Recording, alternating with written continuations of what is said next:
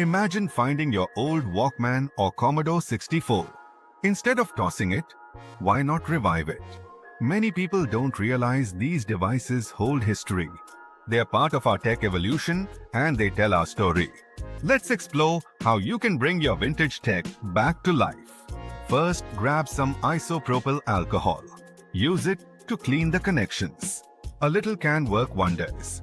Dirty connections often lead to poor performance. Next up, check for bulging capacitors.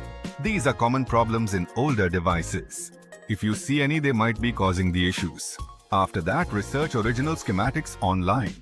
Join forums and connect with collectors. They can provide valuable information and tips. Having the right guidance makes all the difference. Now, for an example, let's say you have a broken Walkman. You clean the connections and replace a bulging capacitor. You could find a schematic that shows you the layout. With patience and research, you get it working again.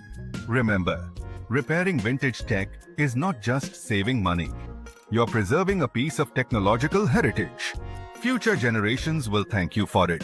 In summary, cleaning connections, checking capacitors, and researching schematics can revive vintage tech. Each step is crucial in this journey. So, take a moment to look through your old tech.